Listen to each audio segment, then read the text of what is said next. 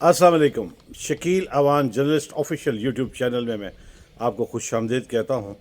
आज कबूतर बहुत दिलचस्प खबरें लाया। आज पंजाब हुकूमत का जो मजाक है वो भी मैं अपने वीलॉग में शामिल करूँगा। लेकिन आज फिर एक मैराथन हुई। आज एक फिर इस्लामाबाद में दौड़ नज़र आई, जो कभी पीटीआई के जो साबिक वज़ीर थे फवाद चौधरी उन्होंने लगाई थी। आज फिर एक दौड़ आई नज़र, वो आई कि असद उमर जिन्होंने पीटीआई के ओहदे छोड़े लेकिन पीटीआई नहीं छोड़ी, तो बुनियादी रुकनीत ही छोड़ी थी, और शाह महमूद कुरैशी। आज इन दोनों की जो डिस्ट्रिक्ट कोर्ट में आज इनकी ज़मानत जब मनसूख हुई तो दोनों ने दौड़ लगा दी। लेकिन असद उमर क्योंकि कदावर शख्सियत कद में ज़्यादा है, अच्छा दौड़े और वो जल्दी से दोनों एक ही गाड़ी में बैठकर एक ही गाड़ी में बैठकर दोनों रवाना हो गए।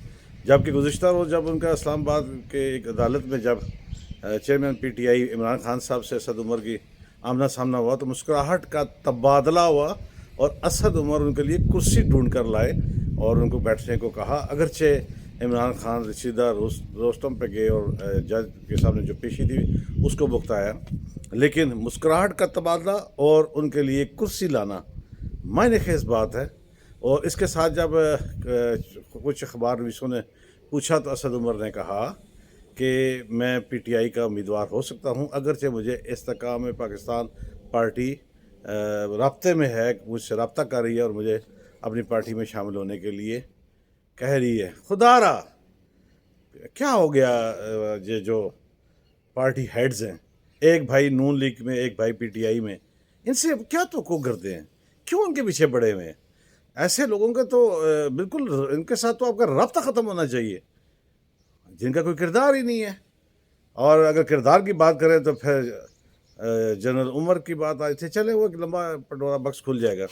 लेकिन मुस्लिम लीग नून को भी चाहिए एक भाई मोहम्मद ज़ुबैर आपका तर्जमान बना हुआ और एक भाई पीटीआई में अब एक दूसरे को देख के मुस्कुराते हैं, कुर्सियाँ पेश हैं, शाह महमूद कुरैशी की गाड़ी में बैठ के भागना है, सब कुछ एक है। क्यों अवाम को बेवकूफ़ बना रहे हैं? या फिर ये अवाम इस काबिल है कि बेवकूफ़ बने? इसको और बनाओ और मारो और इसको इतना करो कि फिर इस तरह के लीडर जो हैं वो सामने आएँ और आपके रहनुमा बने। ये इसी तरह मैं समझता हूँ कि जब आप ग़ुलाम रहेंगे तो फिर आपके साथ यही होगा जिस तरह कि कल सरदार नबील गबोल के साथ बिलावल जरदारी ने मेयर और डिप्टी मेयर की हल्फ बर्दारी की तकरीब में किया, फिर आपके साथ यही कुछ होना है। इसी तरह हमारे पिंडी से जो साबिक नाज़िम थे सज्जाद खान, नवाज शरीफ के जो गार्ड्स थे उन्होंने उनको धक्का दिया था, मिलने से रोका था।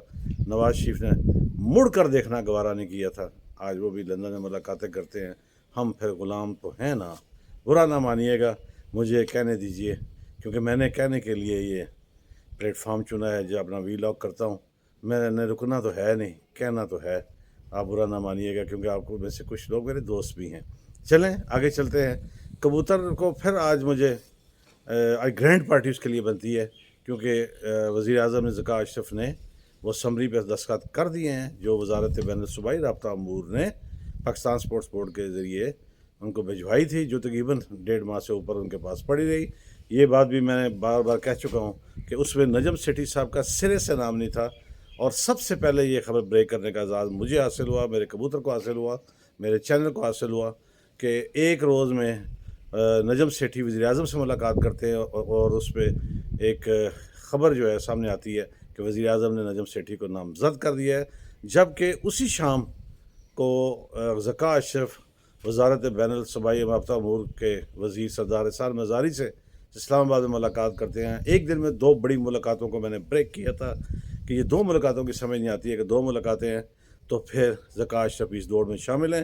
लेकिन जब मेरे कबूतर ने तहकीक की तो पता चला कि नजम सेठी का तो उस समरी में सिरे से नाम ही नहीं, पहला नाम ही जो है वो ज़का अशरफ साहब का है और दूसरा मुस्तफ़ा रमज़े साहब का है। तो आज वो समरी में दस्तखत हो गए। अब प्रोसेस होगा कि बोर्ड के जो एग्जीक्यूटिव बोर्ड के अरकान हैं वो बैठेंगे, फिर वहाँ पे एक रस्म अदा होगी जो आइनी तकाजा भी है और फिर वो ज़का अशरफ बोर्ड के चेयरमैन भी बन जाएंगे। ज़का अशरफ साहब, अगर आपने भी वही काम किया जो नजम सेठी साहब ने किया था तो फिर हम आपके सबसे पहले मुखालिफ होंगे नजब सेठी की टीम को आपने अपने साथ नहीं रखना, अपनी नई टीम लेकर आए। अगर आपने वही कंटिन्यूटी की तो फिर खुदा ही हाफ़िज़ है पाकिस्तान में क्रिकेट का। और जो लोग अपने उनके इर्द गिर्द बैठे थे, जो उनसे बहुत फ़ायदे उठाते रहे, जिन्होंने अपने शानदार कोचेज़ भर्ती किए, उन्होंने बहुत सारे बेनिफिट्स हासिल किए, बच्चों को आगे लेकर आए और अपने क्लब को लेकर आए, ऐसे लोगों से आपको बचना होगा। आप एक बार पहले भी क्रिकेट बोर्ड में रह चुके हैं और आप भी मुस्तफ़ी होने वालों में से हैं, आपने भी रिज़ाइन किया था। तो देखिएगा कि अब वो गलती ना दोहराइएगा। अगर आपने वो गलती दोहराई तो हम सबसे पहले नाक़िद होंगे, जो आपको इस प्लेटफार्म से आपको तनकीद भी करेंगे और आपको बताएंगे भी कि गलतियाँ कहाँ कहाँ हैं। कबूतर ने बताया कि चौधरी परवेज़ इलाही साहब की भी आज ज़मानत मंजूर हुई। एंटी करप्शन की जो अदालत थी उन्होंने ले ली, क्योंकि गुज़िश्ता रोज़ चौधरी शुजात हुसैन और उनके बेटे चौधरी सालिक हुसैन ने जेल में उनसे मुलाकात की थी और ये रिज़ल्ट जेल में मुलाकात का आ गया है। और किसी हद तक ये भी आया है, मेरे कबूतर का दावा है कि वो मुस्लिम लीग काफ में वापस आएंगे और उनको चौधरी शुजात ने कायल कर लिया है कि वो PTI की सदारत से मुस्तवी हो जाएं। और हो सकता है, कैन मुमकिन है, मेरे कबूतर का तो दावा है कि वो बहुत जल्द इस सदारत से भी मुस्तफ़ी होंगे और वापस अपने घर में वो चले जाएंगे। जहाँ तक बात रही आज़म ख़ान के हवाले से, जो साबिक़ प्रिंसिपल सेक्रेटरी थे वज़ीर-ए-आज़म, साबिक़ वज़ीर-ए-आज़म इमरान ख़ान साहब के, मेरे कबूतर ने बताया कि उनके भतीजे ने इस्लामाबाद में उनकी गुमशुदगी की रिपोर्ट कराई है। वो 14 जून को शाम 7 बजे घर से वॉक के लिए निकले, उसके बाद उनका अता पता कोई नहीं है और उनके बारे में अब गुमशुदगी की रिपोर्ट दर्ज हो चुकी है। देखते हैं कि आज़म ख़ान की बरामदगी कहाँ से होती है और उनको कौन और कब और कहाँ से बरामद करा के सामने लाता है। लेकिन मेरे कबूतर का ये दावा है कि उनकी बरामदगी इतनी जल्दी नहीं है, क्योंकि बहुत सारी चीज़ें जो हैं वो वादा माकूआ बनने तक भी, मैं बड़ी खबर दे रहा हूँ, तैयार हो चुके हैं। बड़ी खबर है और इस पर भी मुझे कबूतर को पार्टी लगता है डी हो जानी है। चलें देखते हैं, खर्चे पे खर्चा, खर्चे पे खर्चा।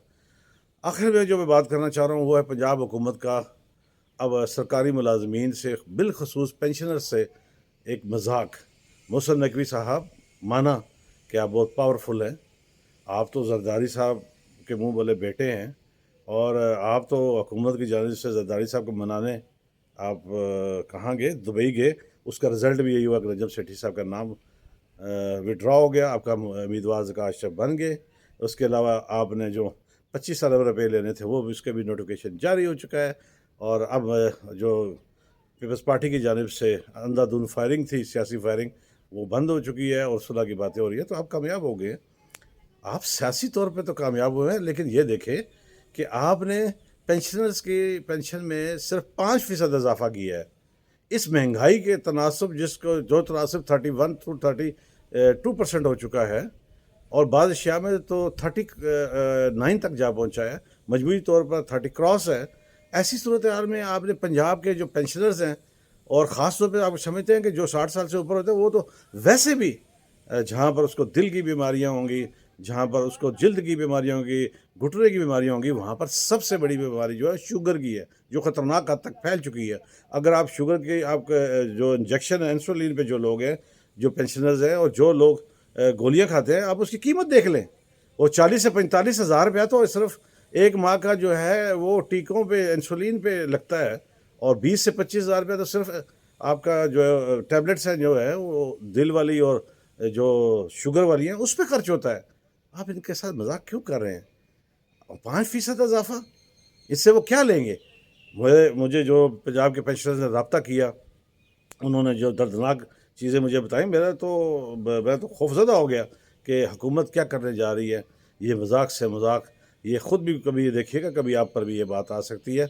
अब तो उन्होंने कहा है कि हम 1 हफ़्ते का टाइम देते हैं कि अगर वफाक की तरह 17.5% पेंशन जो है पंजाब के मुलाजमीन, सरकारी मुलाजमीन की ना बढ़ी, तो फिर आप समझ लें कि 1 हफ़्ते बाद एहतजाजी कॉल दी जाएगी और पूरे पंजाब में एहतजाज किया जाएगा पेंशनर्स की तरफ से। इससे पहले कि लोग इस गर्मी में सड़कों पर आएँ, और आपका हाल तो यही है कि जब तक लोग सड़कों पर नहीं आते, जब तक एहतजाज नहीं होता, जब तक पथराव नहीं होता, उस वक्त आप मानने वाले भी नहीं हैं। तो खुदारा पेंशनर्स को इस उम्र में ना ज़लील ख्वार सड़कों पर कराइएगा, उनको उनका मसला फौरी तौर पर हल करें और वफाक की तरह 17.5% ان کی پینشن میں ضرور اضافہ کریں، یہ ان کی اپیل ہے، اور اس اپیل پر آپ کو کان دھرنا ہوں گے، اور وزیر اعظم کو بھی اس بات کا نوٹس لینا ہوگا، اور سرکاری طور پر جو معاملات ہیں اس کو فوری طور پر پینشن کی صورت میں حل کیجیے، اور جتنی بھی پارٹیاں ہیں، پی ڈی ایم کی پارٹی ہے یا جو بھی ہے، جہاں بھی ہے، وہ اس معاملے میں آگے آئے اور پینشنرز کو ان کا حق دلائے۔ پنجاب کے پینشنرز اس معاملے میں پس گئے ہیں بیچارے، ان کے ساتھ بہت بڑی زیادتی ہے، اور اس پر فوری طور پر آپ کو عمل کرنا ہوگا۔ چلتے چلتے ہمیشہ کی طرح یہ کہوں گا، جہاں آپ اپنا اور اپنے پیاروں کا خیال رکھتے ہیں، وہاں پر ارد گرد موجود مستحقین کا بھی خیال رکھیے گا، یہی آپ کا دینی فریضہ ہے۔ اور میرے چینل کو سبسکرائب کیجیے گا، لائک کیجیے گا، کمنٹس کیجیے گا، اگر سمجھ آئے، ٹھیک لگے اور آپ اس سے راضی ہوں۔ کل تک اجازت دیجیے، کل انشاءاللہ نئی خبروں، نئی تحقیق کے ساتھ حاضری ہوگی۔ اللہ حافظ۔